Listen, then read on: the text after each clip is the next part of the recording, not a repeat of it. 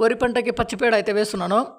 మేము దీనికంటే ముందు కేఎన్ఎం 1638 వెరైటీ పండించినప్పుడు ఆ వరి పంటకైతే వేయలేదు. దానికంటే ముందు RNR 15048 ఆ పంట పండించేటప్పుడైతే వేశాము. మంచి రిజల్ట్గానే వచ్చింది. ఫలితం అయితే చాలా బాగా వచ్చింది. మళ్ళీ తర్వాత వేసుకోలేదు వేరే పంటకైతే.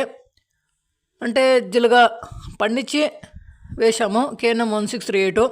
ఇప్పుడైతే జిలుగా అయితే పండించలేదు కాబట్టి కేఎన్ఎం 1638 పండించిన తర్వాతనే ఇప్పుడు దానికైతే పెద్దగా సమయం అయితే ఉండదు జిలుగా పంట పండించి వరి పంట వేయాలంటే, అందుకనేసి వేయలేదు. ఇప్పుడు చూడండి, ఇదైతే RNR 15048 వరి పంట. చూడండి, ఈ డ్రమ్లో వచ్చేసి 8 పెద్ద డబ్బులు అయితే పట్టాయి. పచ్చిపేడ వేశాను. అలాగే దానికి సరిపడా 3 బిందెలు అయితే నీళ్ళు అయితే వేశాను. ఈ విధంగా బాగా మెత్తపడిపోయిన తర్వాత బాగా తిప్పేసిన తర్వాత బాగా కరిగిపోయిన తర్వాత వేస్తున్నాను.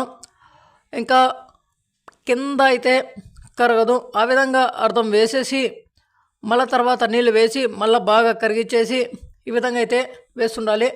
నెక్స్ట్ షార్ట్ వీడియోలు కూడా మీకు మొత్తము చూపిస్తాను చూడండి. దేనికైతే వేస్తున్నామో దానికైతే ముందుగా నీళ్ళు లేకుండా చూసుకోవాలి. ఆ కయ్యలో ఒక 10% 20% నీళ్లు పారిన తర్వాత ఈ విధంగా వదులుతూ ఉండాలి. 4 వైపులు కలిసిపోయినట్టు అప్పుడు వేస్తూనే ఉండాలి. ఈ విధంగా చూడండి,